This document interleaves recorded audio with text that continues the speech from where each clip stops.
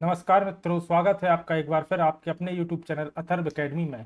दोस्तों, आज इस क्लास में अपन डिस्कस करेंगे MPPSC प्री 2023 एग्जाम के सभी प्रश्नों के बारे में। और यह सभी प्रश्न मध्य प्रदेश की बाकी परीक्षाओं के लिए भी काफ़ी महत्वपूर्ण है, तो वीडियो के अंत तक जरूर बने रहिए। आइए शुरू करते हैं आज की क्लास। पहला प्रश्न पूछा गया था, एटलस और अक्ष के मध्य पाए जाने वाले जोड़ को क्या कहते हैं? तो इसका सही जवाब होगा दोस्तों सिनोबियम जोड़। ऑप्शन नंबर डी इसका सही जवाब था।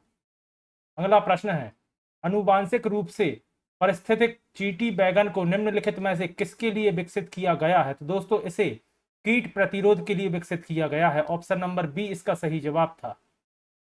अगला प्रश्न पूछा गया था, मनुष्य में निम्नलिखित में से कौन सा विटामिन खून का थक्का जमाने में सहायक होता है? तो दोस्तों इसका सही जवाब था ऑप्शन नंबर सी विटामिन के। दोस्तों विटामिन के का रासायनिक नाम होता है फाइटोनेडियम, याद रखिएगा। दोस्तों मैं आपको बताना चाहूंगा, आज के MPPSC एग्जाम में आए हुए लगभग सभी प्रश्न 100% प्रश्न आपको अथर्व एकेडमी की क्लासेस में मैं पहले डिस्कस कर चुका हूं। और जिन्होंने यह क्लास देखी है उन्हें बताने की जरूरत नहीं है कि यह सभी प्रश्न मैं कई बार अपनी क्लासेस में करा चुका हूं। और अगर आपने अभी तक अथर्व एकेडमी की प्लेलिस्ट नहीं देखी है तो एक बार क्लासेस में जाकर जरूर देखिएगा, जिसकी लिंक आपको ऊपर आई बटन में मिल जाएगी। अगला प्रश्न था, IIFM जिसका फुल फॉर्म होता है Indian institute of forest management, भारतीय वन प्रबंधन संस्थान, कहाँ स्थित है? तो दोस्तों इसका सही जवाब होगा ऑप्शन नंबर सी, यह देहरादून में स्थित है। और यही प्रश्न इस तरह से पूछा जाता है कि इसका क्षेत्रीय कार्यालय कहाँ स्थित है? तो उसका सही जवाब होगा भोपाल, याद रखिएगा। अगला प्रश्न है, वह क्षेत्र जो पारिस्थितिकी तंत्र के माध्यम मध्य सीमा रेखा अथवा संक्रमण क्षेत्र के रूप में कार्य करता है, उसे क्या कहते हैं? तो दोस्तों उसे इकोटोन कहते हैं। ऑप्शन नंबर डी इसका सही जवाब होगा। अगला प्रश्न है, निम्नलिखित में से हमारे देश का कौन सा क्षेत्र जैव विविधता का तप्त स्थल कहलाता है? तो दोस्तों पश्चिमी घाट, ऑप्शन नंबर बी इसका सही जवाब होगा। जैव विविधता का तप्त क्षेत्र कहलाता है, याद रखिएगा। अगला प्रश्न पूछा गया था, वायु की गति का मापन किस यंत्र से किया जाता है? तो दोस्तों इसका सही जवाब होगा एनीमोमीटर, ऑप्शन नंबर डी। दोस्तों बैरोमीटर से वायु दाब या एटमॉस्फेरिक प्रेशर नापा जाता है। हाइग्रोमीटर से आर्द्रता जिसे ह्यूमिडिटी कहा जाता है या हवा में पानी की नमी की मात्रा नापी जाती है। थर्मामीटर से आप सभी जानते होंगे टेम्परेचर नापा जाता है। और एनीमोमीटर से वायु की गति का मापन किया जाता है। अगला प्रश्न है, कौन सा प्रदूषण मनुष्य में इटाई इटाई रोग करता है? तो दोस्तों कैडमियम प्रदूषण के कारण मनुष्य में इटाई इटाई रोग होता है। अगला प्रश्न पूछा गया था, खाद्य सुरक्षा और मानक अधिनियम 2006 के अनुसार हमारे देश में निम्नलिखित में से किस चिन्ह को सभी प्रसंस्कृत फल उत्पादों के लिए अनिवार्य किया गया है? तो दोस्तों इसका सही जवाब होगा ऑप्शन नंबर ए, FPO।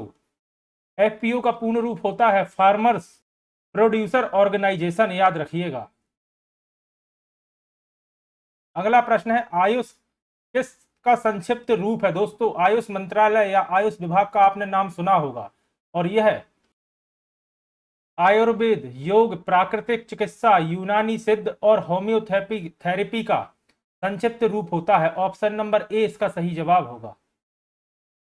अगला प्रश्न था, भारत में कोयले के सकल उत्पादन के संदर्भ में मध्य प्रदेश का कौन सा स्थान है? तो दोस्तों मध्य प्रदेश का चौथा स्थान है। पहले स्थान पर है दोस्तों झारखंड, फिर है उड़ीसा, तीसरे नंबर पर छत्तीसगढ़ और चौथे नंबर पर मध्य प्रदेश कोयला उत्पादन में स्थान रखता है। मध्य प्रदेश में सबसे ज्यादा कोयले का भंडार सोहागपुर में पाया जाता है। एवं अगर जिलों की बात की जाए तो मध्य प्रदेश के उमरिया, बैतूल, सीधी, सिंगरौली जिलों में भारत के कुल कोयला उत्पादन का 7.71% कोयले का उत्पादन होता है, याद रखिएगा।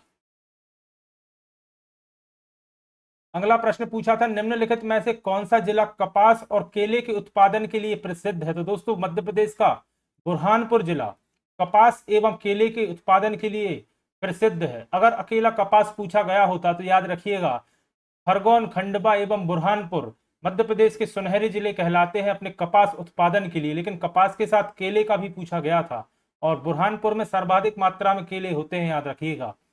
और मंदसौर में अफीम की खेती होती है। प्रश्न आता है मध्य प्रदेश में अफीम की खेती कहाँ होती है।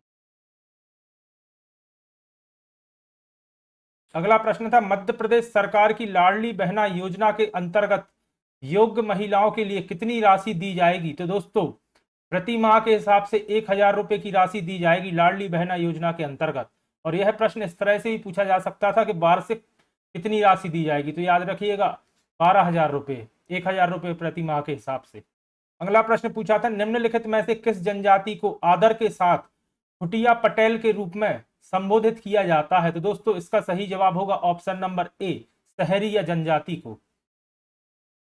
अगला प्रश्न है भारत की जनगणना 2011 के अनुसार मध्य प्रदेश का न्यूनतम जनसंख्या घनत्व वाला जिला कौन सा है। तो दोस्तों न्यूनतम जनसंख्या घनत्व वाला जिला डिंडोरी है मध्य प्रदेश का।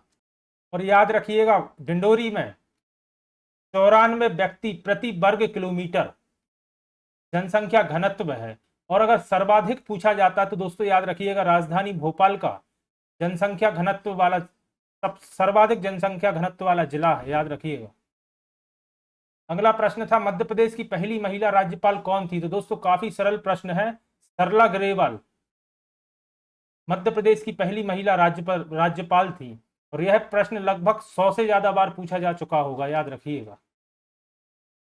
अगला प्रश्न था मध्य प्रदेश में ग्राम पंचायत घोषित करने के लिए न्यूनतम जनसंख्या कितनी होनी चाहिए। तो दोस्तों इसका सही जवाब होगा ऑप्शन नंबर बी, 1,000 व्यक्ति कम से कम होना चाहिए किसी ग्राम को ग्राम पंचायत घोषित करने के लिए। अगला प्रश्न है मध्य प्रदेश में कितनी बार राष्ट्रपति शासन लग चुका है। तो दोस्तों इसका सही जवाब होगा 3 बार। दोस्तों यह सभी प्रश्न, सभी यानी कि टोटल 100 प्रश्न मैं कई बार अपनी वीडियोस में करा चुका हूं और बता चुका हूं कि यह काफी महत्वपूर्ण प्रश्न है। तो अगर आपने अभी तक हमारी प्लेलिस्ट में नहीं देखा है तो मध्य प्रदेश विस्तार वाली प्लेलिस्ट में थ्योरी एवं प्रैक्टिस सेट वाली क्लास में आप इन सभी प्रश्नों को देख सकते हैं, और जिनकी लिंक आपको ऊपर आई बटन में मिल जाएगी। मध्य प्रदेश में 3 बार राष्ट्रपति शासन लग चुका है। पहली बार लगा था 77 में 1977 में, दूसरी बार लगा था 1980 में 1980 में, और तीसरी बार लगा था 1992 1992 में।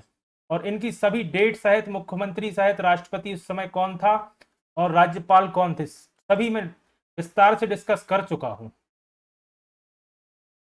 अगला प्रश्न पूछा गया था मध्य प्रदेश में मुख्यमंत्री की अनुपस्थिति में निम्नलिखित में से मंत्री परिषद की बैठक की अध्यक्षता कौन करता है। तो दोस्तों मुख्यमंत्री द्वारा एक निर्देशित मंत्री को यह कार्य दिया जाता है। ऑप्शन नंबर बी इसका सही जवाब होगा। अगला प्रश्न है मध्य प्रदेश के प्रथम मुख्यमंत्री कौन थे। तो दोस्तों पंडित रविशंकर शुक्ल मध्य प्रदेश के प्रथम मुख्यमंत्री थे। और मध्य प्रदेश के सभी मुख्यमंत्रियों के वर्ष एवं कार्यकाल के बारे में भी मैं अपनी थ्योरी क्लास में पढ़ा चुका हूं, जो अगर आपने अभी तक नहीं देखी है तो एक बार जाकर जरूर देखिएगा। अगला प्रश्न है राज्य मानव अधिकार आयोग के सदस्यों की नियुक्ति हेतु गठित समिति की अध्यक्षता कौन करता है। इसका सही जवाब होगा दोस्तों ऑप्शन नंबर बी, मुख्यमंत्री करता है। अगला प्रश्न पूछा गया था मध्य प्रदेश राज्य पिछड़ा वर्ग आयोग अधिनियम 2021 के अंतर्गत कितने अशासकीय सदस्य हो सकते हैं।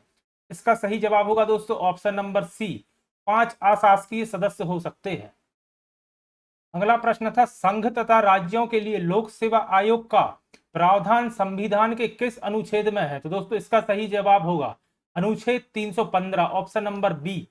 और 340 की बात की जाए तो दोस्तों सामाजिक एवं शैक्षणिक क्षेत्र से पिछड़े व्यक्तियों के लिए एक आयोग बनाने की सिफारिश की गई है अनुच्छेद 340 में।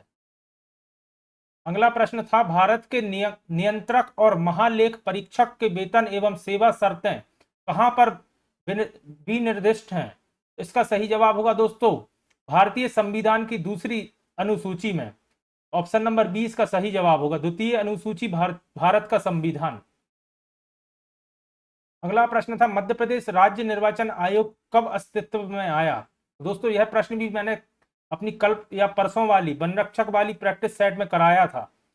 और प्रश्न था मध्य प्रदेश राज्य निर्वाचन आयोग का गठन कब किया गया, मतलब यही सेम प्रश्न था। तो याद रखिएगा 1 फरवरी 1994 में मध्य प्रदेश राज्य निर्वाचन आयोग का गठन किया गया या अस्तित्व में आया। अगला प्रश्न था नीति आयोग के उपाध्यक्ष की नियुक्ति कौन करता है? तो दोस्तों ऑप्शन नंबर 20 का सही जवाब होगा भारत के प्रधानमंत्री नीति आयोग के उपाध्यक्ष की नियुक्ति करते हैं। और अगर अध्यक्ष की बात की जाए तो दोस्तों प्रधानमंत्री नीति आयोग के अध्यक्ष होते हैं, याद रखिएगा। अगला प्रश्न था सतर्कता के क्षेत्र में केंद्रीय एजेंसी को सलाह एवं मार्गदर्शन देने हेतु सतर्कता आयोग, यहाँ थोड़ी सी मिसप्रिंट है दोस्तों, सतर्कता आयोग की स्थापना किसकी अध्यक्षता वाली समिति की सिफारिश पर आधारित है? तो दोस्तों इसका सही जवाब होगा ऑप्शन नंबर बी, के संथानम। अगला प्रश्न है निम्नलिखित में से कौन राज्य का मुख्य सूचना आयुक्त व राज्य सूचना आयुक्त नहीं हो सकता? तो दोस्तों राज्य क्षेत्र के विधानमंडल का सदस्य कभी भी राज्य का मुख्य सूचना आयुक्त या राज्य सूचना आयुक्त नहीं हो सकता, याद रखिएगा। बाकी पत्रकारिता विभेद या विज्ञान के क्षेत्र के व्यक्ति हो सकते हैं। अगला प्रश्न था भारतीय संविधान के किस अनुच्छेद के अंतर्गत राष्ट्रीय अनुसूचित जाति आयोग का गठन किया गया है? तो दोस्तों अनुच्छेद 338 के अंतर्गत किया गया है राष्ट्रीय अनुसूचित जाति आयोग का गठन, याद रखिएगा। अगला प्रश्न था खाद्य और कृषि संगठन का मुख्यालय निम्नलिखित में से किस शहर में स्थित है? तो दोस्तों यह रोम में स्थित है, याद रखिएगा। रोम जो कि इटली की राजधानी है। और जकार्ता इंडोनेशिया की राजधानी, हेग दोस्तों नीदरलैंड में स्थित है, लेकिन नीदरलैंड की राजधानी है एम्स्टर्डम। और जिनेवा दोस्तों स्विट्जरलैंड की राजधानी है, याद रखिएगा। अगला प्रश्न था 2017 से आरंभ सौभाग्य योजना निम्नलिखित में से किस मंत्रालय से संबंधित है? दोस्तों यह विद्युत मंत्रालय से संबंधित है, याद रखिएगा। अगला प्रश्न है वर्तमान में भारतीय थल सेना के अध्यक्ष कौन है? दोस्तों यह करंट अफेयर वाली क्लास में मैंने अभी हाल ही में बताया है, मनोज पांडे वर्तमान में भारतीय थल सेना के अध्यक्ष हैं। अगला प्रश्न था भारतीय लोकसभा के प्रथम अध्यक्ष कौन थे? तो दोस्तों श्री गणेश वासुदेव मावलंकर भारतीय लोकसभा के प्रथम अध्यक्ष थे। कई बार दोस्तों इन्हें जीवी मावलंकर भी आपको ऑप्शन में देखने को मिल सकता है, याद रखिएगा। अगला प्रश्न था कौन सा शहर Africa India field training exercise जिसका नाम था एफिनडेक्स 2023 एक्सरसाइज के दूसरे संस्करण का मेजबान कौन था? तो दोस्तों यह पुणे में आयोजित हुआ था, याद रखिएगा। तो इसका मेजबान पुणे था। अगला प्रश्न था मध्य प्रदेश में वैश्विक निवेश शिखर सम्मेलन 2023 किस स्थान पर आयोजित किया गया? तो जैसा कि आप सभी को मालूम होगा यह मध्य प्रदेश के इंदौर में आयोजित किया गया। अगला प्रश्न था भारतीय सेना ने मध्य प्रदेश के किस स्थान पर क्वांटम प्रयोगशाला की स्थापना 2001 में की थी? तो दोस्तों यह भारतीय सेना द्वारा महू में की गई थी। और अगर महू का आपसे फुल फॉर्म पूछा जाए तो याद रखिएगा military headquarter of war, Mhow का पूर्ण रूप होता है। अगला प्रश्न था निम्नलिखित में से किसने फीफा विश्व कप 2022 में गोल्डन बॉल पुरस्कार जीता? दोस्तों फुटबॉल वर्ल्ड कप में दो मुख्य अवार्ड मिलते हैं, गोल्डन बॉल एवं गोल्डन बूट अवार्ड, याद रखिएगा। फीफा विश्व कप 2022 दोस्तों जो कि कतर में आयोजित किया गया था। और इस प्रतियोगिता में golden ball award Lionel Messi को मिला है। लियोनेस मेसी दोस्तों अर्जेंटीना की टीम से खेलते हैं। और अगर गोल्डन बूट का बात की जाए तो दोस्तों फ्रांस के खिलाड़ी किलियन एम्बाप्पे को गोल्डन बूट अवार्ड मिला फीफा विश्व कप 2022 में। तो याद रखिएगा दोनों प्रश्न काफी महत्वपूर्ण हैं। और इनकी दोस्तों कंट्री भी याद रखिएगा, फ्रांस के खिलाड़ी हैं ये। अगला प्रश्न हॉकी खेल के लिए 2020 के लिए लाइफ टाइम द्रोणाचार्य पुरस्कार किसको प्रदान किया गया था? तो दोस्तों यह पुरस्कार रोमेश पठानिया को दिया गया था, याद रखिएगा। दोस्तों द्रोणाचार्य पुरस्कार खेल प्रशिक्षकों के लिए उत्कृष्ट कार्य के लिए दिया जाता है या उत्कृष्ट प्रदर्शन के लिए दिया जाता है। कहने का मतलब है कोच को दिया जाता है। और यह पुरस्कार रोमेश पठानिया को 2022 के लिए लाइफ टाइम द्रोणाचार्य पुरस्कार दिया गया था, याद रखिएगा। अगला प्रश्न था देश की सीमाओं से परे ई कॉमर्स का कौन सा आयाम व्यापार के लिए सक्षम है? तो दोस्तों विश्वव्यापी पहुंच ऑप्शन नंबर सी इसका सही जवाब होगा। अगला प्रश्न था, निम्नलिखित में से कौन सा रोबोट का फायदा नहीं है? तो दोस्तों वह नौकरियों को विस्थापित कर सकते हैं, यह फायदा नहीं है, यानी कि रोबोट नौकरियों में विस्थापित नहीं कर सकते। अगला प्रश्न था, सोशल मीडिया अनुकूलन क्या है? तो दोस्तों यह है सोशल नेटवर्क द्वारा आसानी से प्रचार करना। ऑप्शन नंबर ए इसका सही जवाब था।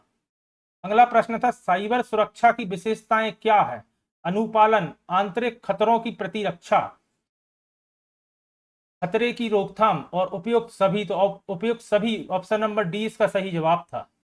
अगला प्रश्न है, किसी कृत्रिम बुद्धिमत्ता का जनक कहा जाता है? किसे कृत्रिम बुद्धिमत्ता का जनक कहा जाता है? तो दोस्तों जॉन मैकर्थी को कृत्रिम बुद्धिमत्ता, जिसे आर्टिफिशियल इंटेलिजेंस कहा जाता है, एआई का जनक माना जाता है। अगला प्रश्न था, निम्नलिखित में से कौन सा एक आभासी सहायक का उदाहरण नहीं है?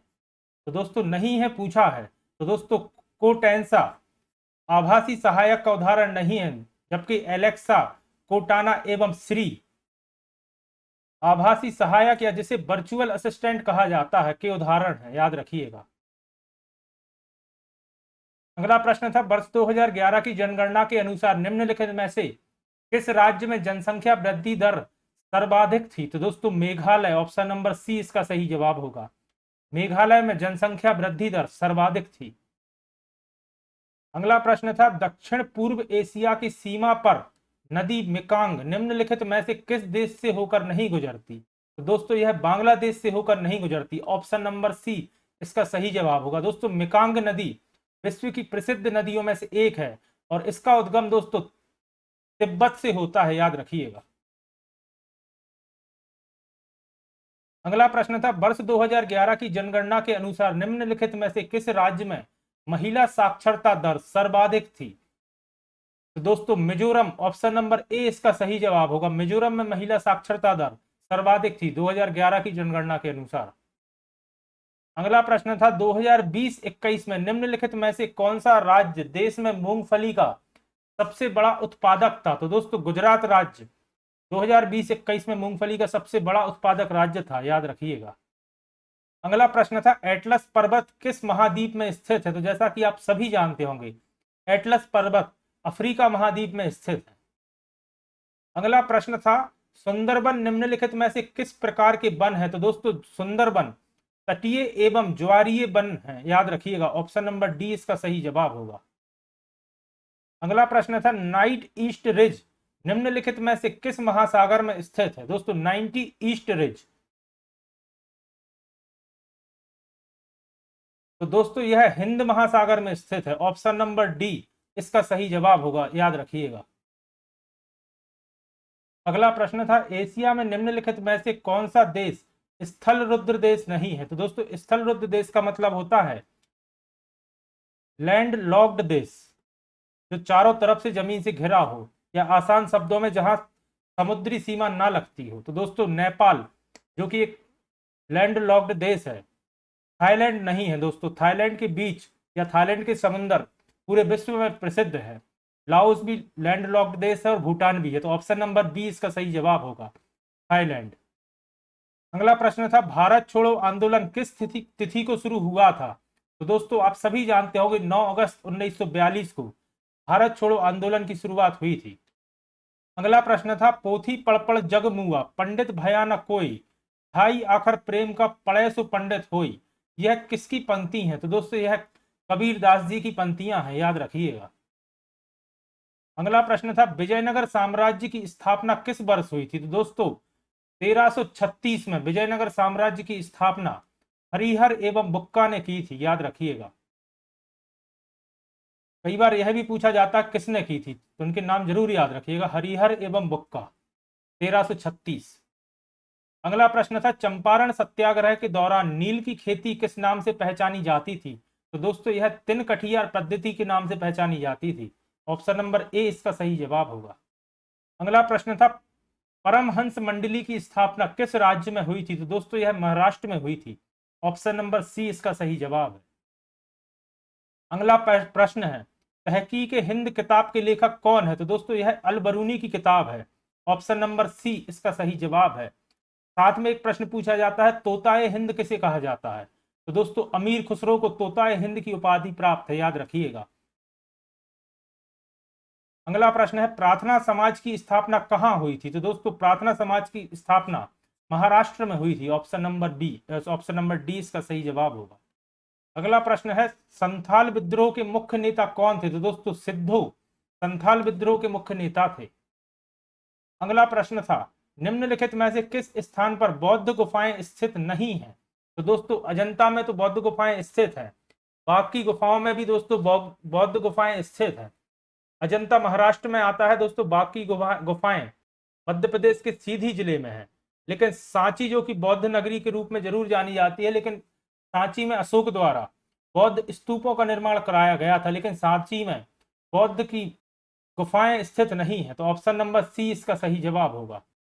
अगला प्रश्न था, निम्नलिखित में जिलों में से मैग्नीज के बड़े भंडार किस जिले में स्थित हैं? तो आप सभी जानते होंगे दोस्तों, बालाघाट की मलाजखंड खदान से कॉपर यानी कि तांबा मिलता है, याद रखिएगा। मैग्नीज एवं तांबा बालाघाट से प्राप्त होता है। अगला प्रश्न था, बीना नदी निम्नलिखित नदियों में से किसकी सहायक नदी है? तो दोस्तों बीना नदी बेतवा नदी की सहायक नदी है। अगला प्रश्न था, अखरानी और मथबार पहाड़ियों के मध्य निम्नलिखित में से किस नदी ने गहरी कंदराएं बनाई हैं? तो दोस्तों नर्मदा नदी जो कि अखरानी और मथबार पहाड़ियों से होकर गुजरती है, ने ही इन पहाड़ियों के मध्य गहरी कंदराएं बनाई हैं। अगला प्रश्न था, निम्नलिखित में से मध्य प्रदेश में सिंचाई का मुख्य साधन कौन सा है? दोस्तों मध्य प्रदेश में कुएं एवं ट्यूबवेल सिंचाई के मुख्य साधन है, याद रखिएगा। अगला प्रश्न था, भारत के राष्ट्रपति को क्षमादान की शक्ति किस अनुच्छेद से प्राप्त है? तो याद रखिएगा दोस्तों, अनुच्छेद 72 से राष्ट्रपति को क्षमादान की शक्ति प्राप्त है। अगला प्रश्न था, भारतीय संविधान का कौन सा अनुच्छेद राष्ट्रपति के महाभियोग से संबंधित प्रावधानों को प्रदान करता है? तो दोस्तों अनुच्छेद 61 करता है राष्ट्रपति के महाभियोगों से संबंधित प्रावधानों को प्रदान। अगला प्रश्न था, किस वर्ष रिजर्व बैंक का राष्ट्रीयकरण किया गया? तो दोस्तों रिजर्व बैंक का राष्ट्रीयकरण वर्ष 1949 में किया गया। अगला प्रश्न था, निम्नलिखित में से कौन सा राष्ट्रीय उद्यान आधिकारिक तौर पर भूरसिंह द बारासिंगा नामक एक शुभंकर पेश करने वाला भारत का पहला राष्ट्रीय उद्यान है? तो दोस्तों कान्हा राष्ट्रीय उद्यान जो कि मध्य प्रदेश का सबसे पुराना एवं सबसे बड़ा राष्ट्रीय उद्यान है, इसने ही सबसे पहले भूरसिंह द बारासिंगा नाम से एक शुभंकर पेश किया था। और इस शुभंकर की डिजाइन दोस्तों रोहन चक्रवर्ती ने की थी, याद रखिएगा। कान्हा राष्ट्रीय उद्यान को वर्ष 1955 में राष्ट्रीय उद्यान का दर्जा प्राप्त हुआ एवं वर्ष 1973 में इसे प्रोजेक्ट टाइगर में शामिल किया गया। और अगर इसका क्षेत्रफल पूछा जाए तो याद रखिएगा 940 वर्ग किलोमीटर कुल क्षेत्रफल में फैला हुआ है कान्हा राष्ट्रीय उद्यान। और अगर जिले पूछी जाए तो बालाघाट एवं मंडला जिलों में फैला हुआ है। प्रश्न ये भी आ जाता है कि मंडला जिले में कौन सा राष्ट्रीय उद्यान है या बालाघाट जिले में कौन सा राष्ट्रीय उद्यान स्थित है। अगला प्रश्न था, पंडित द्वारका प्रसाद मिश्र निम्नलिखित में से किस समाचार पत्र के मुख्य संपादक थे? तो दोस्तों यह लोकमत नामक समाचार पत्र के मुख्य संपादक थे, याद रखिएगा, पंडित द्वारका प्रसाद मिश्र। अगला प्रश्न था, धर्मराजेश्वरी स्मारक निम्नलिखित में से किस प्राचीन नगर में स्थित है? तो दोस्तों इसका सही जवाब होगा ऑप्शन नंबर ए, दसपुर। दोस्तों दसपुर मंदसौर का प्राचीन नाम है, याद रखिएगा। कई बार प्राचीन नाम भी पूछ लिए जाते हैं। पेशनगर विदिशा का प्राचीन नाम है। महेशमती महेश्वर का प्राचीन नाम है जो कि खरगोन जिले में आता है। और अवंती आप सभी जानते होंगे उज्जैन का प्राचीन नाम है।